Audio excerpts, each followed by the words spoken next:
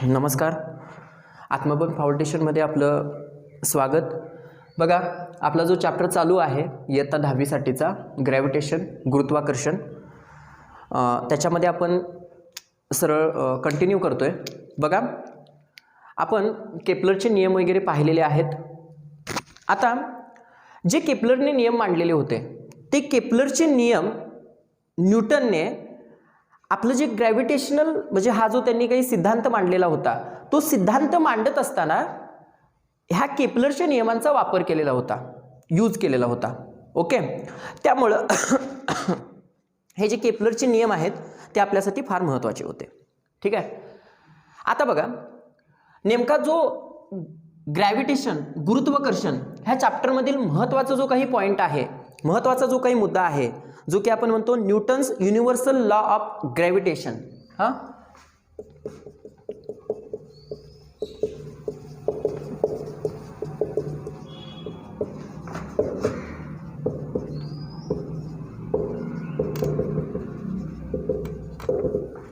Newton's universal law of gravitation म्हणजेच न्यूटनचा वैश्विक गुरुत्वाकर्षणाचा सिद्धांत. हा सिद्धांत मांडायच्या अगोदर आपल्याला केपलरचे नियम माहिती पाहिजे. का माहिती पाहिजे? कारण की हा सिद्धांत मांडत असताना, हा प्रूफ करत असताना न्यूटनने कशाचा वापर केलेला आहे? न्यूटनच्या केपलरच्या नियमांचा वापर केलेला आहे. ठीक आहे. न्यूटनचा वैश्विक गुरुत्वाकर्षणाचा सिद्धांत नेमका काय आहे पहा. समजा मी दोन वस्तू घेतल्या. ह्या आधीच्या पार्टमध्ये सांगितल्याप्रमाणे दोन वस्तूमध्ये, ह्या कोणत्याही दोन वस्तूमध्ये काय असणार आहे? ग्रॅव्हिटेशनल फोर्स असणार आहे, गुरुत्वाकर्षण शक्ती असणार आहे. ही जी पहिली वस्तू घेतलेली आहे, हा पहिला जो ऑब्जेक्ट घेतलेला आहे त्याचं मी मास, वस्तुमान, मास म्हणजे वस्तुमान मी मानलं m1, आणि जो दुसरा ऑब्जेक्ट घेतलेला आहे त्याचं मी वस्तुमान मानलं m2. हे जे दोन ऑब्जेक्ट आहेत, ह्या ज्या दोन वस्तू आहेत, समजा ह्या दोन वस्तू मी d ह्या अंतरावर ठेवल्या, म्हणजे ह्या दोघांच्यातलं अंतर किती आहे? d आहे. आता जरा बघा, न्यूटनच्या नियमाप्रमाणे ह्या दोन वस्तू एकमेकावर गुरुत्वाकर्षण शक्ती अप्लाय करणार आहेत, फोर्स अप्लाय करणार आहेत. म्हणजे काय? ही वस्तू, ही जी वस्तू आहे ऑब्जेक्ट नंबर 1, हा ह्या वस्तूला म्हणजे हा ऑब्जेक्ट नंबर 2 ला फोर्स अप्लाय करणार आहे, स्वतःकडे ओढणार आहे. बरोबर आहे का? म्हणजे असं लिहू शकतो याला, object number 1 applied force on 2. ठीक आहे. आणि हा ऑब्जेक्ट दुसरा जो आहे तो फोर्स अप्लाइड करणार आहे कुणावर? पहिल्यावर. ठीक आहे, ओढणार आहे त्याला. आता पण हा जो फोर्स आहे न्यूटनच्या तिसऱ्या नियमाप्रमाणे इक्वल अँड अपोजिट डायरेक्शन असणार आहे. इक्वल आणि अपोजिट असल्यामुळे तिथं फक्त आपण त्याला काय कन्सिडर करणार आहे? जर एफ म्हणजे एक. मुळात तिथे किती फोर्स असणार आहेत? 2. कारण की ऑब्जेक्ट किती आहेत तिथं? 2 आहेत. कारण की हा ऑब्जेक्ट ह्या ऑब्जेक्टवर फोर्स लावणार आहे, त्याला ओढणार आहे, आणि हा ऑब्जेक्ट ह्या ऑब्जेक्टवर फोर्स लावणार आहे, त्याला ओढणार आहे. ठीक आहे. ओके. आता न्यूटनच्या नियमाप्रमाणे, न्यूटनच्या मताप्रमाणे हा जो फोर्स इथं लागलेला आहे, हा फोर्स डायरेक्टली प्रोपोर्शनल असणार आहे ह्या मासची. ठीक आहे, ह्यांच्या मासच्या गुणाकाराशी, m1 m2 शी, असं न्यूटननं सांगितलं. त्याचं पहिलं हे होतं, स्टेटमेंट होतं. हा जो मध्ये लागणारा फोर्स आहे, हा फोर्स केवढा असणार आहे? तर तो असणार आहे ह्या मासचं मल्टिप्लिकेशन केल्यानंतर जेवढा होईल त्याच्याशी डायरेक्टली प्रोपोर्शनल असणार आहे, असं न्यूटननं सांगितलं. ठीक आहे. याचा अर्थ काय? ह्या दोघांचं मास जर वाढेल तर काय होईल? फोर्स सुद्धा काय होईल? वाढणार आहे. ठीक आहे. म्हणजेच तुम्ही जर जनरल भाषेमध्ये विचार कराल, बघा ना, सफरचंद होतं मगाशी, सफरचंद होतं. ठीक आहे, म्हणजे आधीच्या व्हिडिओजमध्ये, आणि त्यानंतर इथं पण एक सफरचंद होतं. सफरचंदाचं वजन किती असतं? जास्तीत जास्त 100 ग्रॅम. बरोबर आहे की नाही? 100 ग्रॅम असतं. म्हणजे वजन कसं असतं? कमी असतं. इथं सुद्धा 100 ग्रॅम, फार कमी वजन असतं.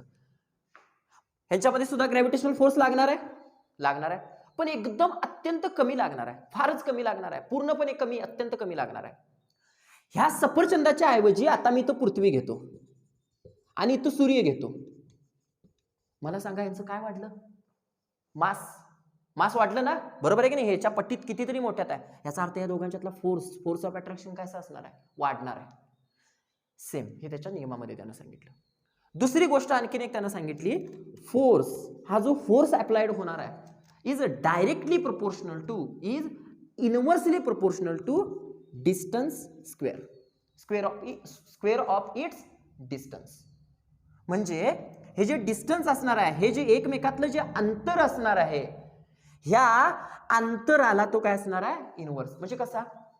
अंतर जर का कमी झालं तर फोर्स काय होणार आहे? वाढणार आहे. उदाहरणार्थ बघा, पृथ्वी आहे, सूर्य आहे, जवळ येऊन देत, ग्रॅव्हिटेशनल फोर्स आणखीन लागणार आहे, जास्त लागणार आहे. किंवा उदाहरणार्थ पृथ्वी आहे, एखादा ऑब्जेक्ट फार लांब आहे, समजा इथे एक सफरचंद आहे आणि इथं एक सफरचंद आहे, एक जवळ आहे आणि दुसरं कसं आहे? जरा लांब आहे. हे एका विशिष्ट अंतरावर आहे आणि हे एका विशिष्ट अंतरावर आहे. ह्याच्यावर जो फोर्स अप्लाय होणार आहे, तो कसा होणार आहे? जरा कमी. जास्त ह्याच्यावर फोर्स अप्लाय होणार आहे जास्त, कारण कसा आहे? तो जवळ आहे. आणि ह्याच्यावर होणारा फोर्स कसा असणार आहे? कमी. का? तो कसा आहे? लांब आहे. ठीक आहे. हा जास्त स्पीडनं पृथ्वीकडे ओढला जाणार आहे, हा मात्र जरा कमी, कारण ह्याच्यावर गुरुत्वाकर्षण शक्ती कमी लागणार आहे. हे त्याचं दुसरं स्टेटमेंट आहे. ठीक आहे. आता त्यानं वैश्विक गुरुत्वाकर्षणाचा सिद्धांत मांडत असताना आपण काय करूया? हा दोन स्टेटमेंटना एकत्रित करूया, एका ह्याच्यात मांडूया. कसं मांडू शकतोय आपण?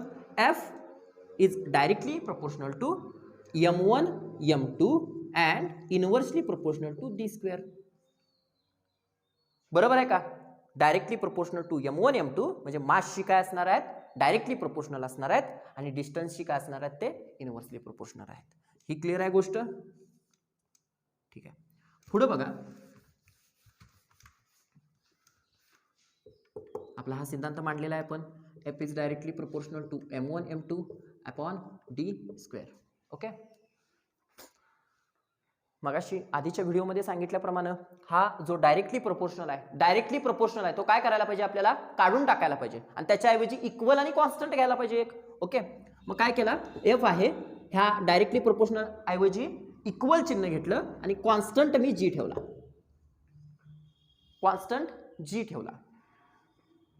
m1 m2 upon d². ठीक आहे.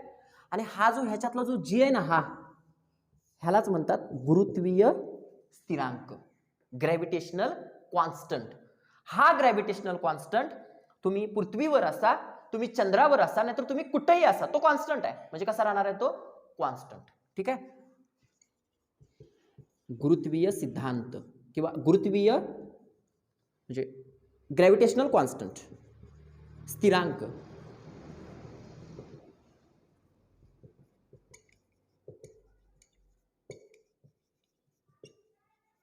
Gravitational constant.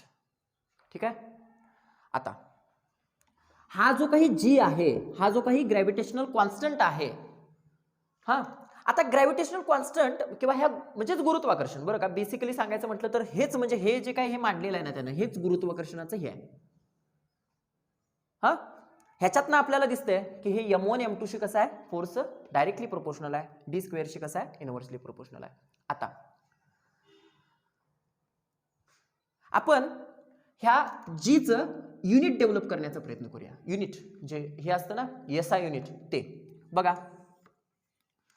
Force is equal to G into m1 m2, mass आहे ना, बरोबर आहे, d². ओके. मला सांगा, फोर्स कशामध्ये मोजतात? SI युनिट त्याचं न्यूटन. ओके. मला काढायचं कोणाचं आहे? जीचं, त्यामुळे जी आहे असा ठेवला. मास कशामध्ये मोजतात? kg. डबल मास आहे म्हणून परत काय झालं? ते kg, डबल kg. खाली डी म्हणजे काय?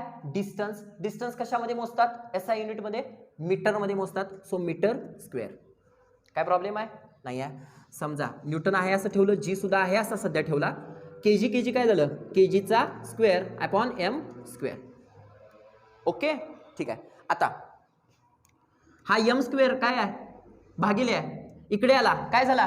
गुणिले. म्हणजे काय झाला? Newton metre square is equal to राहिलं काय जी इंटू के जी स्क्वेअर. जी काढायचा असेल तर मी कसा काढेन मग न्यूटन मीटर स्क्वेअर. आता हा के जी स्क्वेअर जो आहे तो काय होईल भागिले येईल ना भागिले के जी स्क्वेअर. ओके ठीक आहे. आणि ह्याला जर लिहायचं असेल तर मी असं लिहीन न्यूटन मीटर स्क्वेअर पर के जी स्क्वेअर. अशा पद्धतीने हे जीचं झालं युनिट. हे जीचं युनिट आहे.